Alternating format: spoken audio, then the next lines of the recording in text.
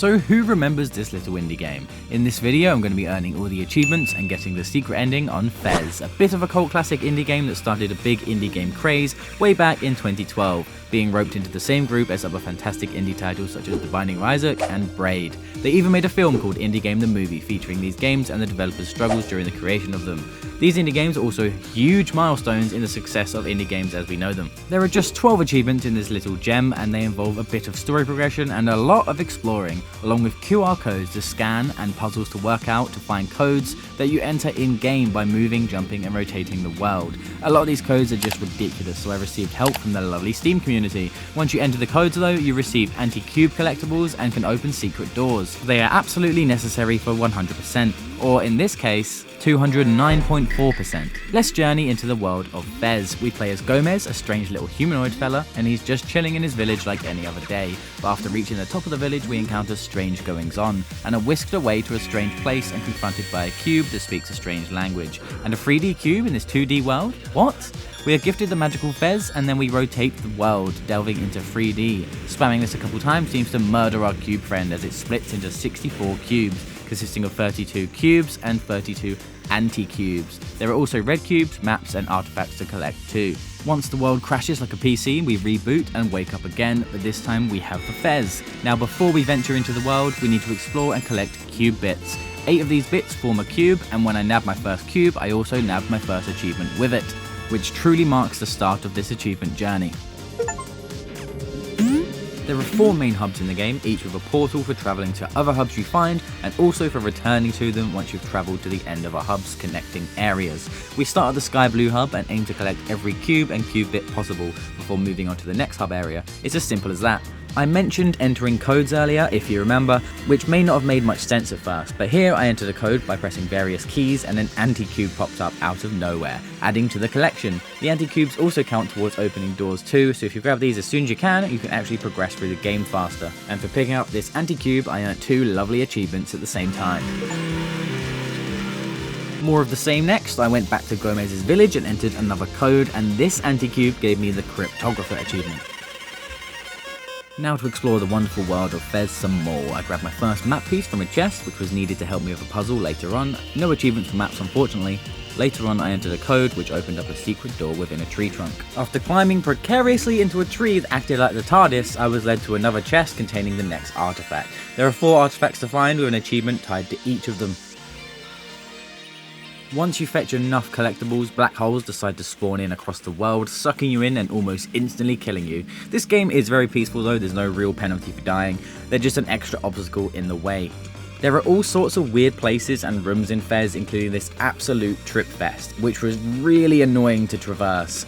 Maybe they should have put an epilepsy warning in here somewhere. I discovered an island akin to a 4-sided pyramid with a door that had 64 slots etched into it. This is something I'll come back to later because 64 is the total amount of cubes and anti-cubes in the game, so we got to come back right at the end.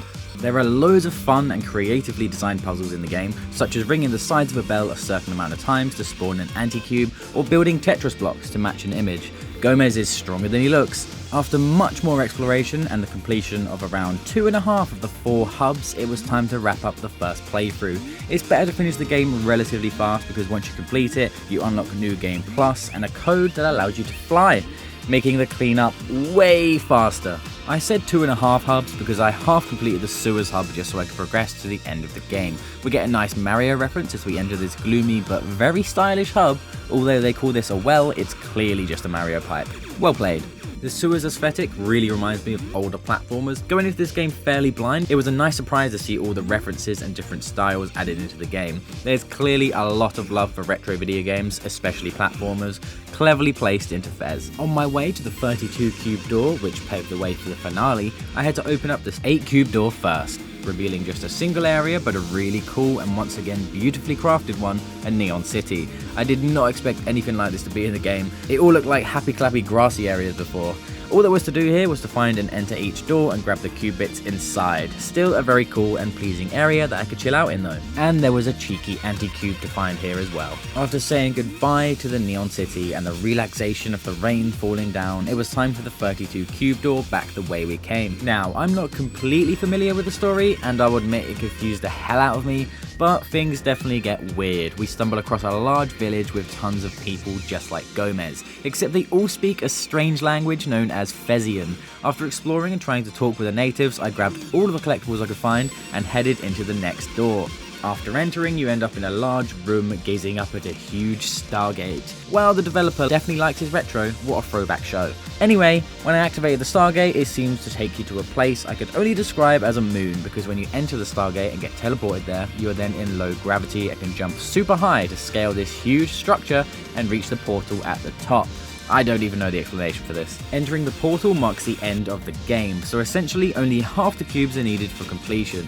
But of course, for achievement's sake, I'm going to need to go back and collect all 64 cubes. And I still have artifacts to find as well. Because of the lack of cubes I collected, the game seemingly crashes once again, and we are returned back to our peaceful little village. Upon reaching the top, the game gets more and more pixelated until things just go insane, and we take an acid trip into Gomez's Fez. We have such a trippy ending here, and I've sped some of it up because it's really long-winded to be honest, but very cool seeing the high quality effects in a pixel game. After the crazy psychedelic dimension-shifting madness, we eventually come back to what we think is reality, and get to witness Gomez playing his drum set for us. Aww.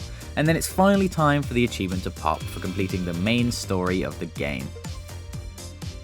As I mentioned earlier, in New Game Plus, we now have the ability to fly, which not only makes the game 100 times easier and quicker, it also means I can access hard to reach places. Some areas and collectibles, in fact, can only be accessed when you can fly too, so it's not just a cheat, it's also a necessary part of the 100% achievement journey. Now I'm making my way through the parts of the game that I hadn't visited yet on my first playthrough. Having the ability to fly almost made me feel bad though, as in this lava area there's a segment where you need to climb as fast as you can before being melted by the boiling lava, but I could just fly to the top before the lava even came into view.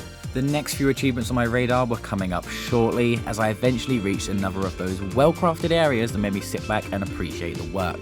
I actually dabbled in pixel art during lockdown, so I really have a proper appreciation for the hard work that goes into pixel art style games. The area I was in was an observatory, chock full of books and plenty of collectibles. Speaking of which, I picked myself up another artifact here for another achievement.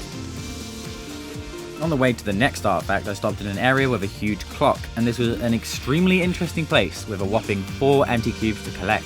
But each anti-cube only spawned when each of the 4 clock faces were at midnight. And this was actually done by changing my PC's clock. One clock face would go through a 24-hour cycle in 1 minute, one of the faces went around in an hour, and the last 2 clock faces did 24-hour cycles in both 1 real day and 2 real days. I was not going to be waiting around for that. A little bit of clock changing combined with trial and error eventually got me all 4 anti-cubes, and I was ready to go back on the hunt for artifacts like Indiana Jones. And in another observatory area was where I found the next one. That's 3 artifacts out of 4 now. Onwards I journeyed to the last of the main hubs. I made my way to the treetops and found a small cabin. Cabin in the woods reference maybe? The cabin is really creepy, and once you go in, when you try to get out again, you end up in a creepy graveyard area. But as this was the last hub to reach, I earn an achievement for unlocking all of the main warp gates. I swear there's only 4 though, I don't know why it says 5, or I don't know where the 5th gate is anyway. This anti-cube here, with this owl statue that looks in the same direction as your camera for added creepy effect, is only available if you talk to 4 owls during the game. There is a day and night cycle in Fez, which seems like it's just a nice detail at first, but this is why it's there, because you can only talk to the owls at night. Once all 4 have been spoken to, the door here opens up for you, a very nice secret added in there. Now after using my last key on the last locked door of the game, I've reached a mysterious area, finding myself standing on a giant skull. If you swim or fly far to the right of this area, you eventually come across an island with a chest, and hiding inside this chest is the last artifact that I needed to grab another achievement. Achievement wise, I was about to grab the final anti-cube, which would grab me the final 2 achievements at the same time. All that was left after this was to check out the 64 cube secret door, and to get what I suppose we could call the true or secret ending. For entering the doorway, we are shown a big heart, which I can only assume is the developer's way of saying thank you for playing and getting 100%. So that's all cubes, all maps, all artifacts, and all anti-cubes collected, for a whopping 209.4%. I don't know how that math works out. It's time for the proper ending though, and this time when we make it back to Gomez's home, the camera starts panning out and out and out until we realise that our world is inside a cube, and things get pretty deep when you realise there are many cubes, and these many cubes are part of a bigger cube with other cubes just like it. And well, to me it's just emphasising the fact that we are tiny specks in the universe, and that we don't really know what's out there or how big the universe is. Pretty deep, man. Anyways, I hope you enjoyed this little video for the second channel. A huge thank you to the NC Collective, as always, for supporting us on any of our channels, and I hope you have a good one.